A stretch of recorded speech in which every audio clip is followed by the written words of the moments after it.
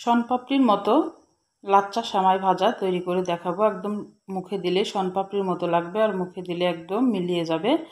সুস্বাদুভাবে আমি লাচ্চা সেমাইটা তৈরি করে দেখাবো। তোমরা প্রথম থেকে শেষ পর্যন্ত দেখবে আর একটা লাইক দিয়ে কিন্তু দেখাটা শুরু করবা।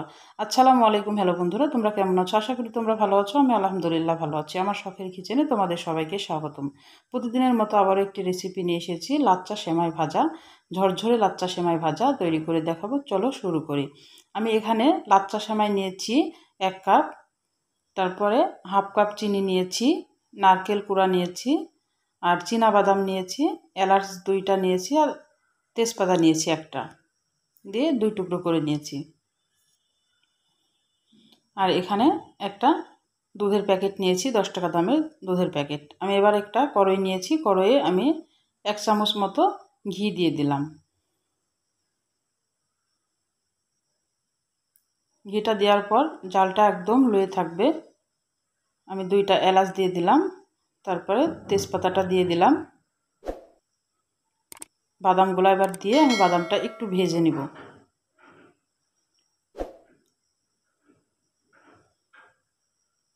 বাদামটা ভালোভাবে ভেজে নিতে হবে। 2-3 মিনিট ধরে একদম লো আঁচে বাদামটা ভাজতে হবে। জোরে দিলে কিন্তু বাদামটা পুড়ে যাবে। আর এই ঝরঝরে লাচ্চা সেমাইটা কিন্তু একদম শনপাপড়ির মতো লাগে খেতে, অসম্ভব মজা লাগে। আমি যেভাবে তৈরি করছি তোমরা সেভাবে তৈরি করবা।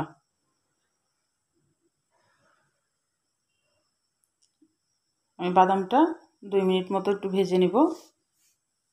এবার আমি নারকেল কুড়াটা দিয়ে দিলাম, কারণ ঘিয়ের সাথে নারকেল কুড়াটা যদি একটু ভেজে নেওয়া যায় তাহলে কিন্তু নারকেলের ঘ্রাণটা কিন্তু অনেক সুন্দর আসে। আর লাচ্চাটার ভিতরে কিন্তু অনেক একটা সুন্দর একটা ঘ্রাণ আসে।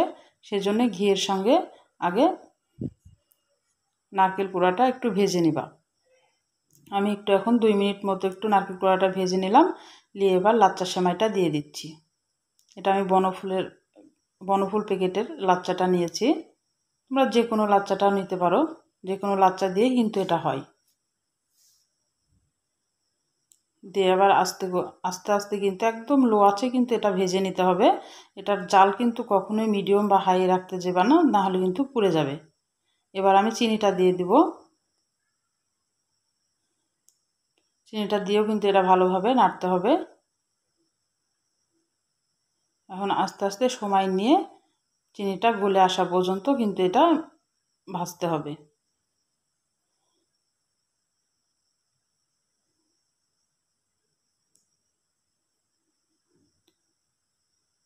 এই ঝরঝরে লাচ্চা সেমাইটা কিন্তু ভাজতে একদমই সহজ। আমি কয়েকটা কিশমিশ দিয়ে দিলাম, কিন্তু খেতে কিন্তু অসম্ভব মজা লাগে।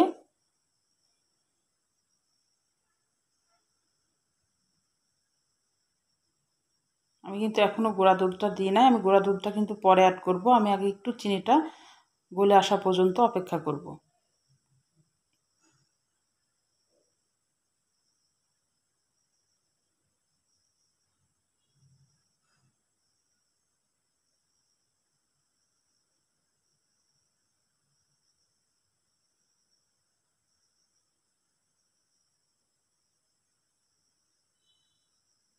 দেখো একদম শনপাপড়ির মতোই কিন্তু লাগছে। দেখতেও কিন্তু শনপাপড়ির মতো লাগে, খেতেও কিন্তু একদম শনপাপড়ির মতো লাগে। খুবই মজা লাগে লাচ্চা সেমাইটা কিন্তু ভাজা। এবার আমি গুঁড়া দুধটা দিয়ে দিলাম। এবার গুঁড়া দুধ দিয়ে আবার কিন্তু এটাকে একটু ভেজে নিতে হবে কয়েক মিনিট। আর এটা কিন্তু সংরক্ষণ করে কোনো জারের বয়মে বা কোনো ইয়াতে এয়ার কন্টেনারে যদি রাখা যায় তাহলে কিন্তু এটা মাস জুড়েই কিন্তু খাওয়া যায়।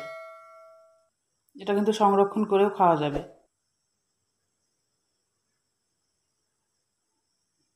ফ্রিজে থুতে হবে না, এটা কিন্তু বাইরেই কিন্তু 15 থেকে 1 মাস মতো ভালো থাকবে। আর নর্মাল ফ্রিজে রাখলে তো আরও বেশি দিনই ভালো থাকবে এটা। এই যে আমি এবার ঢেলে নিলাম। আমার লাচ্চা সেমাইটা হয়ে গেছে। লাচ্চা সেমাই ভাজা হয়ে গেছে, ঝরঝরে একদম লাচ্চা সেমাই। দেখেই বুঝতে পারছো একদম শনপাপড়ির মতো লাগছে। তাহলে আমার রান্নার যদি কোনো অংশই তোমাদের ভালো লাগে প্লিজ আমার চ্যানেলটাকে সাবস্ক্রাইব করে দিও, একটা লাইক দিয়ে রান্নাটা দেখা শুরু করো, ছোট্ট একটা কমেন্ট করে জানাও আমার রান্নাগুলো কেমন লাগে। পাশে থাকা বেল আইকনটা প্রেস করে দিও, আমি যখন এরকম নতুন রেসিপি তোমাদের মাঝে হাজির করবো তোমাদের কাছে যেন আগে নোটিফিকেশনটা চলে যায়। আজকের মতো বিদায় নিচ্ছি।